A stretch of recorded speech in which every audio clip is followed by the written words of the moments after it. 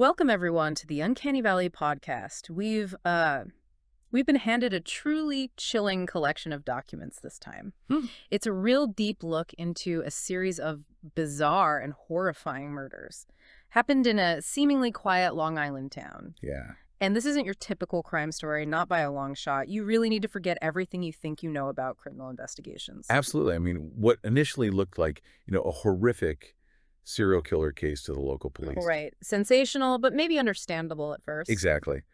But it quickly unravels into something far more inexplicable. It really forces us to confront not just, the boundaries of human cruelty, but the very limits of our known science. Forensics, too. So we're going to pull apart police reports, medical examiner notes. Oh, yeah, all of it. The ME's notes get increasingly baffled. It's fascinating. We'll even delve into some pretty ancient history to try and figure out what truly happened in Glenridge. Wow. It's like this tapestry of the unbelievable woven right into the mundane fabric of suburban life. Okay, let's get into this unsettling mystery then. Our mission today is to sift through the chilling facts. The national news, they called it the Glenridge chiropractor killings. That nickname really stuck, didn't it? So macabre. It did. But we need to uncover the truly unnerving, almost cosmic truth behind them. You'll want to pay very close attention here because the specific details are as disturbing as they are surprising.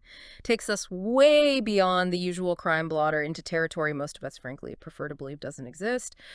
Glenridge's gruesome awakening, the reign of the chiropractor. Okay, so our story kicks off in Glenridge, Long Island.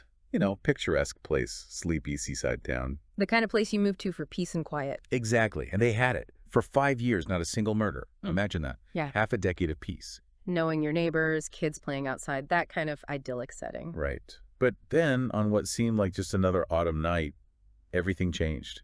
The quiet streets, they suddenly became the backdrop for this just unimaginable terror. Shattered that whole community's sense of safety. Yeah, it's that kind of statistical anomaly, isn't it? A town untouched by that kind of violence for so long. That alone gets attention. Sure. But the real anomaly wasn't just that a murder happened, it was how. The details of these crimes, right from the start, made it crystal clear this wasn't just, a breakdown of social order. It was something else. Something else entirely. Like the very fabric of Glenridge was being torn apart, revealing this unsettling abyss right underneath the surface. The first victim to break that long, peaceful silence, Dr. Carl Maretti, 45-year-old local dentist, pillar of the community, apparently, family man, 2 kids. This normal guy? Totally. On September 15th, his remains were found in a culvert near the Great Peconic Bay, just inside a small park. Okay. How were they found? A jogger. Yeah. Out late, reported it around 11:47 p.m. That moment, that call, that was the official start of Glenridge's nightmare. Right. The initial police response must have been just chaos. But what struck them, and especially the medical examiner, Dr. Stephen Santorini. You mentioned him. Experienced guy. Very. 15 years as Suffolk County ME. He'd seen a lot. But this, he immediately noted the sheer, unbelievable brutality. More than just violent. Oh, way beyond. It was profoundly disturbing. He noted extensive mutilations he couldn't even categorize, like the spine. What about the spine? It had been forcibly, completely removed from the torso. Removed? Yeah. Not broken, not crushed, severed from the base upwards. And it was never recovered. Just gone. Wait, how? The force for that. Exactly. Imagine the sheer, unimaginable force needed to do that. And that wasn't all, was it? I remember reading the reports. Far from it. Moretti's head was found nearby, but it was missing the entire lower jaw. Ugh. And both eyes, grotesquely gouged out. The mutilations were extensive, almost surgical in a way, but also ragged, like immense, uncontrolled power. So precise and brutal. That's the contradiction. Dr. Santorini, despite all his experience, explicitly stated he couldn't pin down the exact cause of death. He couldn't? No. Just that the body suffered blunt trauma consistent with a fall from a great height. A fall? But he was found in a culvert. Precisely.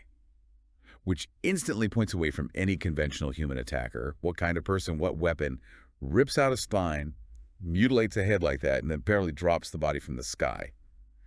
Stealthily. It doesn't make sense. It's a question that must have haunted every single person on that scene. Huh. The town. That fear must have been palpable. No name, no face, no logic. And the terror didn't stop there. Just 22 days later, October 7th, The killer struck again. Plunging Glenridge even deeper into fear. You could probably feel it in the air by then. I bet. This time, the victim was Vanessa Hatvan, 41-year-old librarian at Glenridge High School, another respected community member. So, seemingly random victims, but pillars of the community. Right, and the police, already overwhelmed, they tried to keep the details quiet, but the similarities were too obvious. exactly. The signature brutality, it got out fast. Everyone knew some kind of monster was loose. And where was her body found? That was another strange one, wasn't it?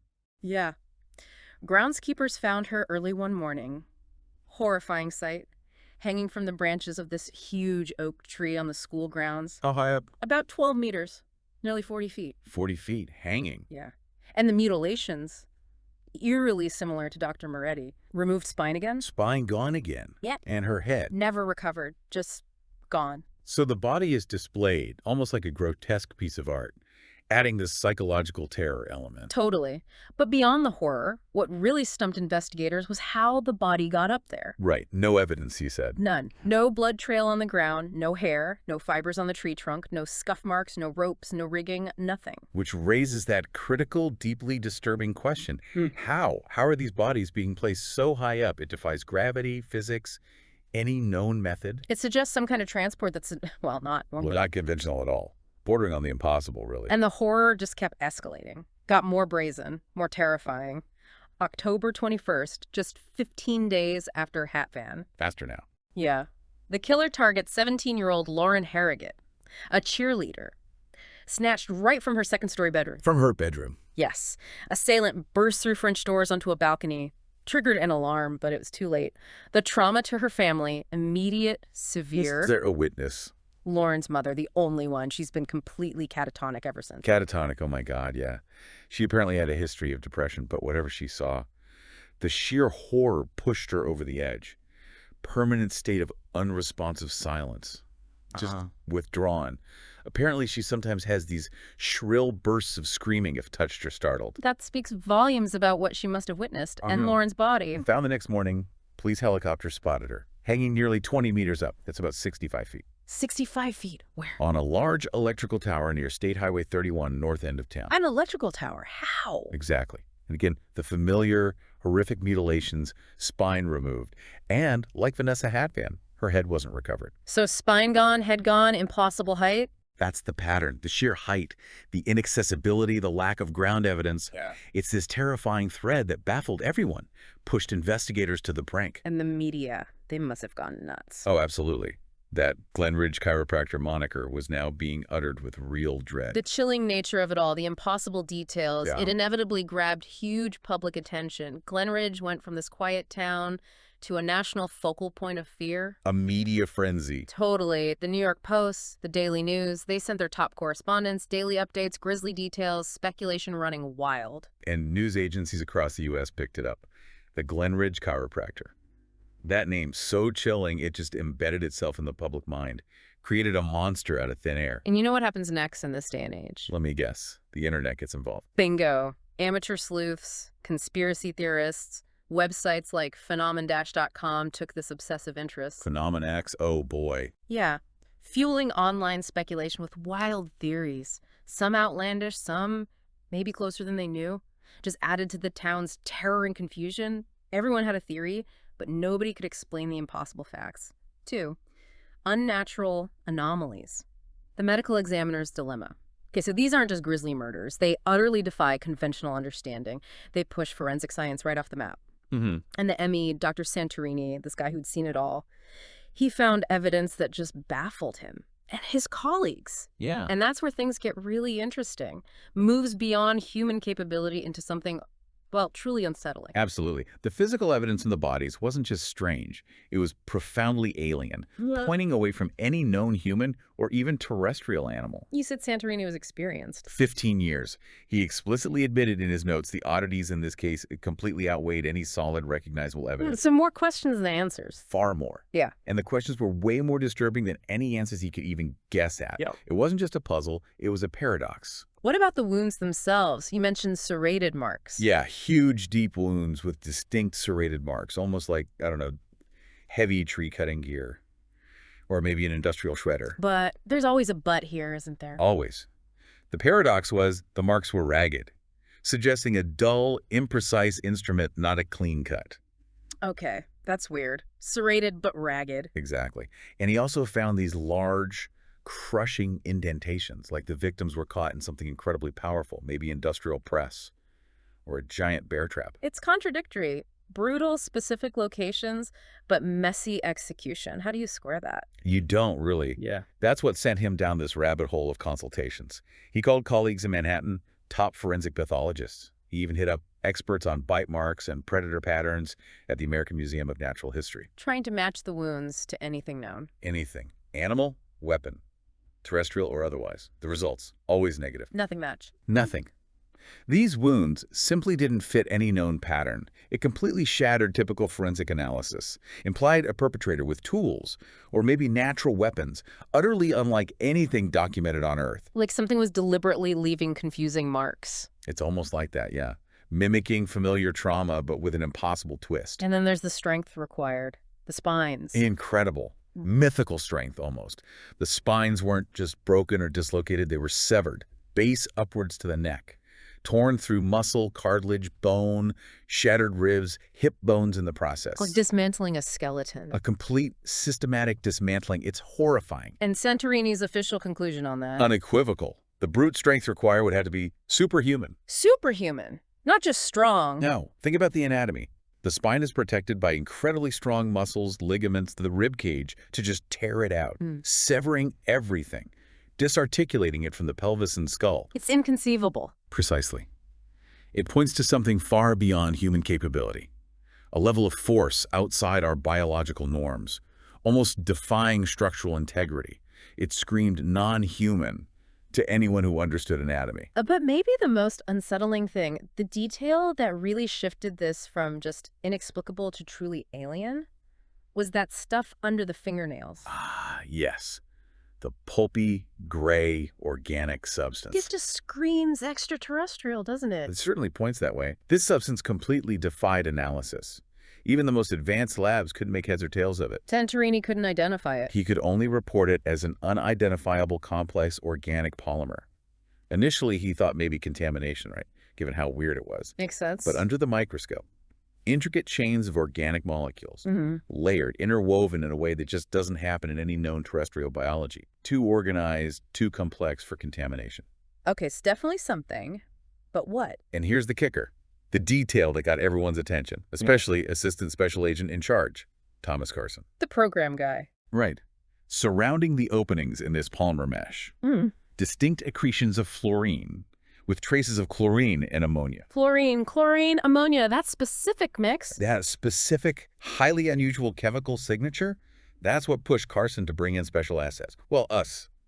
Because the FBI couldn't comprehend it. That was the first concrete piece of evidence pointing to something unnatural. A direct link to an unknown biology. Exactly. Okay, so back to the bodies. Found way up high. Hatvan 40 feet up a tree. Harrogate 65 feet up an electrical tower. And Maretti had blunt trauma like a fall. Right. So Santorini, this man of science, he developed a hypothesis. The airdrop hypothesis. Compelling, if deeply disturbing. He thought the bodies weren't placed conventionally at all. They were being dumped at night from some kind of aircraft. An aerial delivery. Yeah. And it connects to everything else, doesn't it? So? It suggests a disposal method that bypasses ground-level crime scenes entirely. Requires aerial capabilities far beyond any normal perpetrator. Think about trying to hoist a body 60 feet onto a narrow tower at night, leaving no trace. It's absurd. Impossible for a person. Absolutely. The lack of ground evidence, blood, drag marks, climbing gear, makes the aerial disposal theory much more plausible, despite how strange it sounds. It forced Santorini to consider a perpetrator that could operate with impunity in the air. A terrifying thought. Points to something truly non-terrestrial. 3. The unseen hand. Thomas Dengler and the IAPA. So where does this leave us? Impossible murders, superhuman strength, bodies dropped from the sky, this weird gray gump with a specific chemical signature. Yeah. This is where the unnatural really kicks in, because the source of this horror, it turns out, isn't some criminal mastermind. It's a local teenager. Yeah. And an ancient artifact. Which raised that crucial and ultimately tragic question for the program's investigators. How does a seemingly ordinary Long Island high school kid get unwittingly tangled up in something this monstrous? The answer is way more disturbing and way more ancient than anyone guessed. Let's talk about Thomas Dengler. Okay, Thomas Dengler. 16 years old, school reports, police notes. They describe him as quiet, shy, socially awkward. Sounds like a typical teenager struggling a bit. Yeah, and during the usual loser status stuff at Glenridge High. Yeah. Bullies, physical beatings, online harassment, the works. Rough. And to top it off, he just recovered from this long, painful, traumatic root canal. Still had a swollen jaw, still kind of foggy from painkillers, just a picture of adolescent misery. What's truly heartbreaking, though, is his awareness level, or lack thereof. He had no idea. None. Completely unaware of his involvement in these horrors. He thinks he's just a normal teenager struggling through school, dealing with pain, rejection. But his subconscious, That's the key. that's the key. Fueled by all these accumulated frustrations, humiliations. His subconscious became the unwitting selector of victims. He's just a vessel, Yeah. a conduit. Exactly. His internal pains, his desires for payback, they get translated into these deadly real-world outcomes. Yeah. Without him knowing. How could he not know? The source material mentions he woke up screaming the night Lauren Harrogate was killed. A nightmare so intense it woke him up. But the details faded instantly. He had no conscious control, no memory of the events, no idea what he was enabling. Wow. Okay, so how does this link actually work? The amulet. Ah, yes. The amulet, the crucial, almost innocent-looking piece. He got it for his 16th birthday, right? Family heirloom from his mom, Eloise. Yeah, tucked away in a dusty trunk. Belonged to his grandfather, Derek Wheeler. Full of stuff from his travels in South America back in the day. And Thomas just started wearing it, like a good luck charm. Exactly. Innocently sparked an interest in archaeology, ancient religions. He had absolutely no idea about its true, horrifying power. The darkness it held. So this isn't just a trinket. No way. It's a pendant of the Iapa. A terrifying, powerful artifact from the Shaven civilization. Shaven. We'll get to them later, I guess. Yeah. What does the pendant depict? Two intertwined figures. One human, one a hulking, winged beast. And it doesn't just represent the link. It is the link. It binds the wearer's soul. Effectively, yes. To an inhuman creature. Ancient texts called it the Silent One. Or, more chillingly, a winged servitor. The power in the artifact connects directly to Thomas's subconscious. Allowing the creature to respond to his deepest feelings. His deepest, most primal, often unacknowledged wishes. Desires for those causing him pain or humiliation to just go away. Which brings us right back to the victims. Chillingly direct connections. Specific, personal, painful links to Thomas. Not random at all. Let's break them down because they're absolutely key. Okay, Dr. Maretti, the dentist. Performed Thomas's long, agonizing root canal. A source of significant physical pain and discomfort for a kid already struggling. Vanessa Hatvan, the librarian. Cited Thomas for talking in study hall. Singled him out, public humiliation in front of his peers. Got him 90 minutes detention. Lauren Harrogate, the cheerleader. The ultimate adolescent rejection. Thomas worked up the nerve, called her for a date. She didn't just say no, she laughed at him. Ouch. Deep shame. Humiliation for a teenager. Exactly. And the creature acts on these subconscious desires, eliminates these sources of discomfort, pain, humiliation, all without Thomas having any conscious knowledge or control. It's like an ancient horror acting as a cosmic bully remover. Removing anyone who causes its unwitting master even the slightest distress, however minor, however fleeting. Terrifying. 4. Anatomy of a Nightmare, the Silent One. The Iapa. Wow, what a name. So evocative, so terrifying. Time to pull back the curtain on the actual entity behind this. This isn't just a killer, it's a creature from beyond. And what's truly fascinating and deeply unsettling is that the Iapa isn't just a monster in the usual sense. It's classified as a winged servitor. A servitor. Like it serves someone. Yes, a species apparently native to interstellar space. The cold, dark void between stars. They rarely come to Earth on their own. So how do they get here? Sometimes enslaved. Through incredibly advanced forbidden sciences known as hypergeometry. Hypergeometry, what's that? In essence, a way to manipulate the fabric of space-time itself. Ancient cultures used it to bind entities from other dimensions or distant parts of the cosmos. And the amulet Thomas has. Is one such method. A piece of technology disguised as a primitive charm. A key to unlock this monstrous enslaved power. So what does the Silent One actually look like? The descriptions must be nightmarish. They are. The program's classified files. They paint a picture of something utterly alien. Imagine a hulking black shape, indistinct in the shadows. Okay. 3 massive foldable wings, spanning over 12 meters. That's nearly 40 feet. 40 feet wingspan. Huge. Huge. 4 forward-reaching talons, each ending in serrated razor-sharp hooks, capable of tearing flesh and bone easily. And its face. Glistening blue-black. Half a dozen glittering eyes, some above, some below, a huge hooked maw, like a predator bird's beak, but massive and filled with teeth. Sounds like something from a fever dream, but horrifyingly real for Glenridge. And despite looking maybe slow, cumbersome, just a shadow moving, it's actually lightning fast, incredible bursts of speed. That's physiology. You mentioned interstellar space. Utterly non-terrene, meaning it's completely unaffected by environments that would kill us instantly. Radiation, extreme pressure, crushing cold, vacuum, none of it bothers it. So it could survive anywhere. On the surface of Saturn, in the deepest ocean trenches, open space, moves with equal ease. Its flight is described as otherworldly. Otherworldly flight. Yeah, it can navigate any environment, flapping its wings as if against some unseen current, even underwater or in vacuum. And while flying, it can just vanish. Vanish? How? Launches away at impossible speed, apparently passing through unthinkable realities. That's the term used. Suggests movement between dimensions or planes of existence. It defies physics. Makes it incredibly elusive. Terrifying. An incredibly potent, utterly terrifying threat to any terrestrial life. And its attack style fits the evidence, right? Perfectly. Prefers to attack suddenly from above. Uses surprise. Latches on with those talons or that crushing maw. And then lifts the victim. Into the air, often quite high. Usually kills by just dropping them, which matches Santorini's airdrop idea and Maretti's blunt trauma perfectly. Is it intelligent? Cunning? Seems to be. Possesses a rudimentary understanding of threats. Recognizes guns. Knows to avoid them. Strikes stealthily at night. Operates under darkness and surprise. What drives it, beyond just serving Thomas subconsciously? The mutilations. Ah, yes. The diet.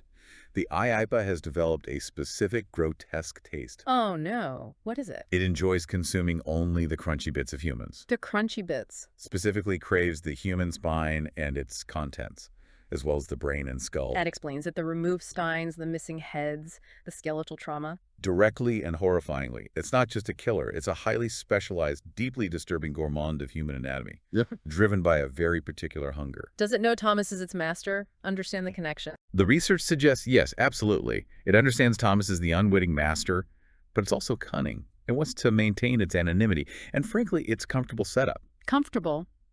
Think about it. If Thomas realized the power he had, he might consciously use it for harder tasks, targeting guarded people, putting the creature at risk. The UNCAiNNY wants to avoid that. Exactly. It prefers these low-effort, low-risk jobs generated by a teenager's subconscious angst. Its actions are calculated, maintain its easy life, feeding on minor slights instead of engaging in, cosmic battles. A terrifyingly parasitic symbiosis, the host totally ignorant. Precisely. What if someone managed to kill it? Unlikely, maybe, but what happens then? Proof. The program documents detail that. If killed, it doesn't just leave a corpse, it rapidly congeals into this viscous puddle of volatile, unidentifiable chemicals. A puddle? Yeah. And from that puddle, it quickly produces this cloud of noxious gas, about 2 meters across. Lingers for minutes. Causes immediate sickness, incapacitation, likely death for anyone exposed. So dangerous even in death. It's very. And any analysis of the chemical remnants would find chlorine, other base chemicals, and that strange gray polymer. The stuff under the fingernails. Exactly. Unequivocally confirming it as residue from the creature itself. It's like a self-cleaning, toxic biological weapon. Designed to vanish, protect its nature. Leaves just enough baffling evidence to confuse us, but never full disclosure. An evolutionary marvel of self-preservation. Wow. V echoes from antiquity. The Shoven, Derek Wheeler in ancient Peru. Okay, so this creature, the UNCAiNNY, it's not some brand new horror that just popped out of space yesterday. It has a history, a deep, unsettling history woven into ancient civilizations. Peru, specifically. This connects modern Glenridge to a past few could even imagine, a past of dark pacts and rituals. That's a critical point, connecting the dots. The UNCAiNNY story goes back millennia, long before Long Island or dentistry or even history as we know it. Its origins are steeped in these ancient, forgotten pacts, unspeakable rituals, shows humanity's perennial and often disastrous fascination with harnessing forces it can't comprehend. And this ancient history, weirdly, starts with Thomas's own grandfather, Derek Wheeler. Right. Born in 1909, went to UPenn, 1928 to 33, majored in archaeology and anthropology. And he went to Peru in the 30s? During his studies and fieldwork, yes. And that's where he became obsessed with these local whispered stories he heard. Stories about? Creatures called Ayapa. Quechua word means silent ones. Supposedly served ancient warrior priests, allowed them to move huge, impossible stones for building colossal structures. And he believed these stories. Pursued it with this consuming, almost feverish fervor, even as colleagues dismissed it as just local superstition. Did he find anything? Notes? Extensive, meticulous notes. Compiled by his lawyer after his death in 1975, they provide chilling corroboration for the creature's existence. Pieced together local accounts, oral histories, deciphered ancient texts. But this pursuit cost him, didn't it? Big time. His focus on this odd, unconventional fact, flying in the face of accepted archaeology, led him to abandon his thesis.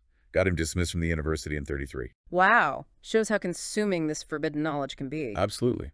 Cost him his career, his reputation.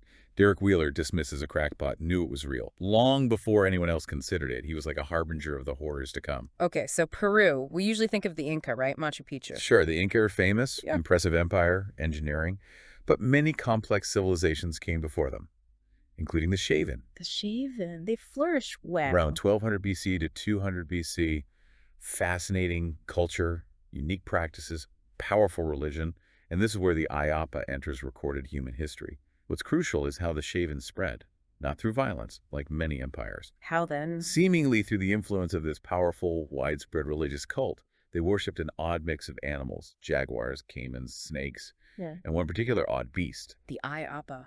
Central to their recovered artifacts, intricate carvings, pottery, monumental architecture, always depicts this specific odd beast. Hunched, distinctive wings, curving talons, serpentine hair, and those chilling off-center pupils in its eyes. Unmistakably the Ayapa. Deeply integrated into their religion. Not a god, though. More like a symbol of power, a tool. Ancient Chimu shamans, part of this Shaven cult, actively used these winged servitors as slave labor. Slave labor? For what? Their superhuman strength. Used to cut and move the huge, precisely carved rocks for building those immense gravity-defying structures in the highlands. But there had to be a catch. A price. A dark, horrific deal. The servitors were fed. A fresh human sacrifice called a victim of the art in the texts every single time they answered a new summons from a specifically enchanted charm. Like the amulet Thomas wears. Exactly like it.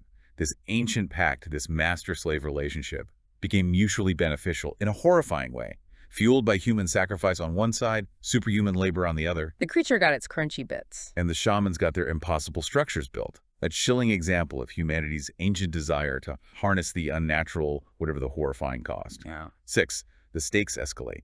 Outside forces and uncomfortable choices. Okay, the layers here just keep building. Denser, more perilous. So our agents and you, listening, tasked with this impossible investigation. They're not just dealing with a monster and an unwitting kid. No, it gets much more complicated. There are other forces involved. Powerful entities inside and outside the government, representing a whole new set of dangers, complicating everything, amplifying the stakes. Which raises that important, deeply uncomfortable question.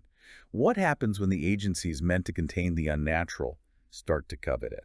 Viewing it not just as a threat to neutralize, but as a resource, a specimen to study. Exactly, to exploit. The answer is profoundly unsettling, introduces a huge moral and operational dilemma for anyone involved. So the sources mentioned the program's opportunistic allies, March Technologies. A highly advanced, privately funded research entity. Deep government ties. Very real possibility they get wind of this extraterrestrial creature in Glenridge. How would they find out? Could be a mole inside the program. Could be their own advanced analysis of that gray polymer residue. Or, honestly, just the sheer noise from Phenomenex.com's online speculation.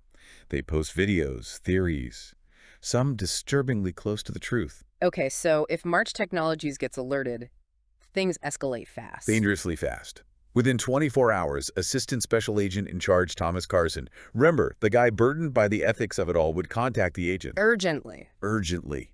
Ask one of them to drop everything, leave no trace, meet him. At an inconspicuous truck stop way out north of Philly. Why so clandestine? So far away. Highlights the extreme secrecy, the urgency. It's halfway between Glenridge and Quantico HQ. This isn't a casual chat, it's a desperate warning. And Carson, he'd be nervous. Visibly.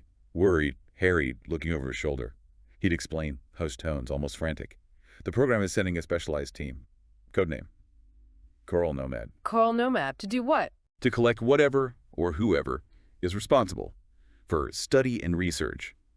Someone high up, Carson implies, wants to take possession of this specimen, the IAPA, for purposes way beyond just containment. And Carson hates this idea. Profoundly, but subtly, carefully. He implicitly urges the agents to find a way anyway to keep everything creature, amulet, the truth out of the research team's hands. Tells them to burn it all out. Burn it out. Destroy it. Essentially, he suspects these researchers, March Tech, and within the program's own Office of Research, they're in league with people who want to profit from this horror. Reverse engineer it, weaponize it, not just stop it. Which presents that critical dilemma for the agents. Follow orders or follow conscience. Exactly. Protect humanity from this immediate threat, or potentially unleash something worse by letting it be captured and studied. Carson warns them, don't pick a fight, but make sure the threat can't cause harm later, and forget this conversation ever happened. Huge repercussions if his warning gets out. He knows the danger of this creature falling into the wrong hands. And true to his word, Coral Nomad arrives. About 48 hours after the alert, this formidable team shows up, commanded by a steely First Lieutenant Gilberto Smith, answering directly to Dr. Rebecca Carr Thornhill, a physicist from the program's Office of Research. And the team itself. 11 highly trained pararescuemen, PJs, deployed from Moody Air Force Base, elite special forces. Wow. Serious hardware. In Thornhill's mission. Crystal clear, non-negotiable. Take possession of the specimen, the IAPA. How? She'd instruct the agents to neutralize the creature, which seems almost impossible, then collect its remains in double opaque, thermally sealed body bags. Lock those into a sealed aluminum casket for pickup. It's a recovery op, not termination. And the PJs. They know what they're dealing with. Officially, no. Not cleared for program work involving the truly unnatural. They're just security brute force. But they're deadly serious. Elite soldiers trained for classified ops, securing WMD tech, counterterrorism assets. Not people you mess with. Their orders are absolute. What if the agents hesitate? Resist Thornhill? Carson calls again, instructs full cooperation, leaves them no choice, outwardly. Thornhill, ruthless and suspicious, hovers constantly, always guarded by PJs. Making any direct confrontation incredibly dangerous. For everyone, especially the agents. Risk friendly fire from soldiers who don't know the target's nature, risk being deemed hostile for obstructing orders. It morphs from a horror story into this terrifying moral maze. Deadly consequences at every turn. 7. The path forward. Solutions and consequences. Okay, this whole situation is just a powder keg. You've got Thomas, the unwitting kid, controlling this ancient entity, the baffled local police, the media frenzy, conspiracy nuts online, and now Coral Nomad, this shadowy military research team descending to exploit the horror. Yeah, it's incredibly volatile. So for our agents and for you listening, what's the resolution? How do you stop this? What are the options? And what are the consequences? Because nothing seems simple here. It raises those complex questions, doesn't it? Control, ethics, the unforeseen fallout. The path forward is rarely simple, and the choices here are particularly fraught with peril. Not just for Thomas and the creature, but potentially for the world, depending on how it plays out. What's the most straightforward way to stop the killings? The quickest fix? Deceptively simple, according to the sources. Destroy the IAPA amulet. Break the link. Just destroy the necklace. Precisely. With that link severed, the winged servitor is freed from its unwitting master. In theory, it returns to the stars, back to the void.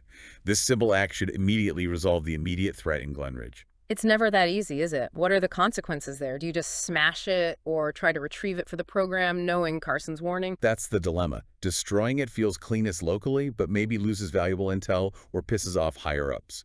Retrieving it follows protocol, but risks March Tech getting their hands on it. What if the agents miss the amulet entirely? Focus just on Thomas. The phone records linking him to victims, his weird behavior. It's a very real, very tragic possibility. Conventional police logic might lead them straight to Thomas as the perpetrator, a disturbed teenager committing these horrific crimes. So if they arrest him, or worse, kill him, the murders would stop. The unwitting master is removed. But the amulet, the source of the power, remains intact. posing a huge long-term risk. Exactly. Whoever finds it next, another family member, a friend, could unwittingly restart the whole cycle. A new, clueless master. It's a short-sighted solution. Leaves the true horror dormant, not destroyed. A ticking time bomb. Okay, what if they do destroy the amulet, but the IAP is still physically here? Does it just poof Or could it react violently? That's a huge risk. Yeah. The program's intel suggests the IAPA, angered by the link being broken or just feeling spiteful about losing its easy meals, could very well turn on Thomas. His former master. Horrifying retribution. Or what if the agents worry destroying the amulet won't be enough to drive it off? A reasonable fear. What then? Trying to trap it? Possibly. An incredibly risky maneuver. Using Thomas to consciously summon the creature. Having him focus on a perceived threat, making him unwitting bait. That sounds like a terrible idea. It could go wrong in so many ways.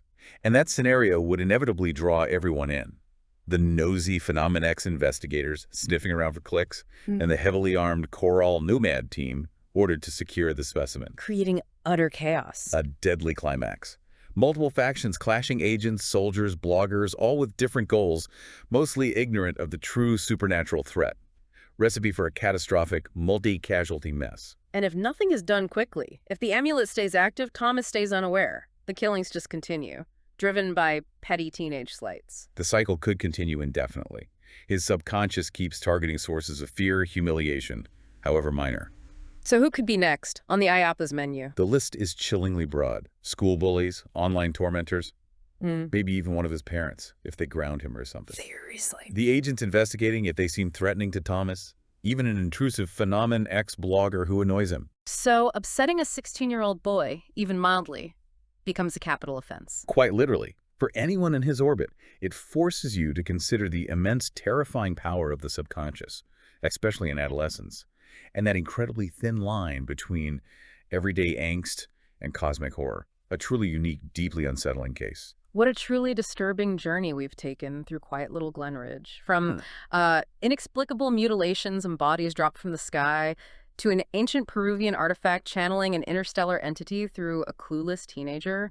This story really reminds us how thin that veil can be between our everyday reality and something far stranger, far more ancient, and it's far more terrifying. It really highlights the profound, dangerous power of the unseen, doesn't it? Yeah. And how easily these ancient horrors, bound by forgotten sciences, can just resurface in modern settings, disrupting lives, challenging everything we think we know. Yeah. So the question for you listening is this. When you're faced with a threat that defies all known science, all logic, and powerful agencies are circling, wanting to exploit it, how would you choose to act? Would you try to protect humanity from this terrifying knowledge, burn it all out, like Kirsten suggested, or would you try to harness the unknown, maybe risking even greater dangers down the line? A truly provocative thought to leave you with, something to really mull over long after this ends. Thank you for joining us on this unsettling exploration into the truly bizarre. This has been the Uncanny Valley podcast. We'll be back soon. We will, with another journey into the inexplicable.